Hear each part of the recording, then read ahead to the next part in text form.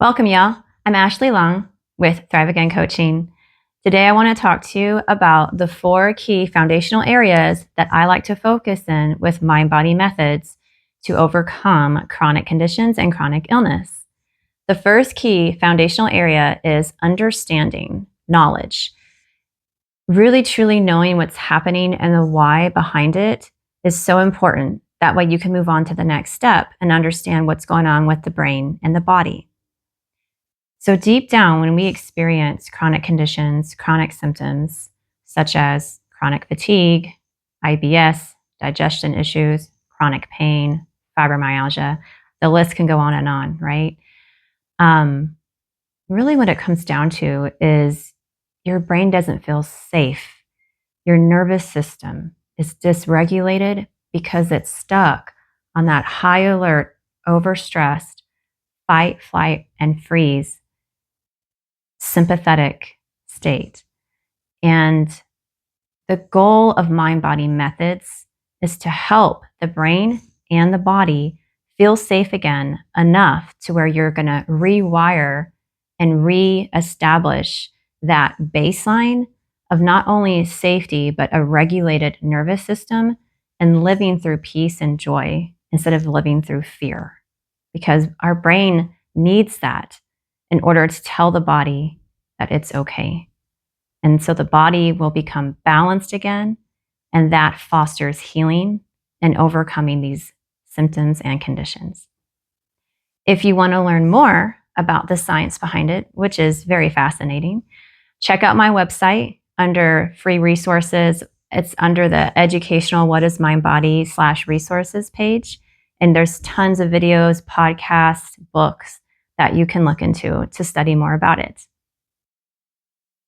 All right, let's come to the second key area, which is somatic practices. So somatic practices are really just different techniques and methods that you're doing to help the body feel safe. So the body can send the message to the brain of safety, and sometimes it happens vice versa, where the brain also sends the message back. It's either a bottom-up approach or a top-down approach. But somatic practices are so amazing for regulating the nervous system. Some examples might be yoga, going for a walk in nature while orienting, breath work, stomach pumping, and one of my favorites, somatic tracking. So I like to help and support with somatic practices so that way the body and the brain can connect and feel safety, and you can just feel great throughout your day as you do these different practices as well. All right, so the third key foundational area is belief and mindset. This one is crucial. Before we can actually work on belief and mindset, we have to become aware of our beliefs and our mindset. So the awareness part is so important. It has to come first. You have to be aware of the inner dialogue going on in your mind, your thoughts, your narrative. Everybody has some kind of story that they tell themselves about certain people, certain situations, and that turns into certain behaviors. So when we master the awareness piece and we become aware of all the inner thoughts and mindset and moods, then we're able to move on to trying to shift the mindset and the thoughts in a positive way, in a healthier way.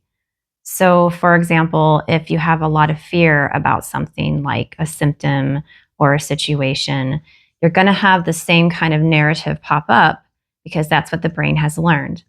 So, after you're aware of that, you're able to put work into having a different view, how you relate differently to symptoms, to life, to people.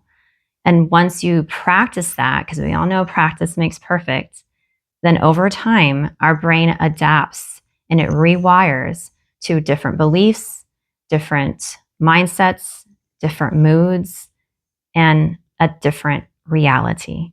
And that is what fosters healing and overcoming certain challenges in life, including chronic conditions. All right, the last key foundational area, number 4, is emotions. So, what are emotions exactly? Emotions are energy in motion. It's literally energy moving. So, when we're holding in our emotions or suppressing them throughout our life, you're holding in a lot of energy, which also creates a lot of inner pressure and inner turmoil. So we have to teach the brain again how to release and feel emotions. And that can be challenging because subconsciously, sometimes we're not even aware of our emotions. And from a young age, like our childhood, we may have been taught to hold in our emotions, how it may not be appropriate in society to show anger or sadness or negative emotions.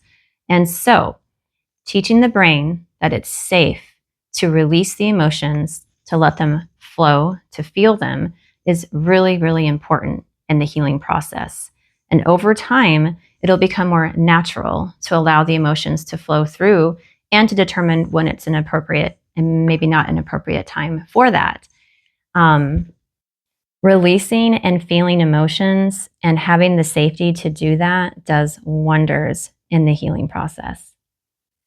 Thanks so much for watching this video. I hope you learned something new, and I hope that you look forward to applying these 4 key foundational areas in your healing journey. And I look forward to talking to you next time.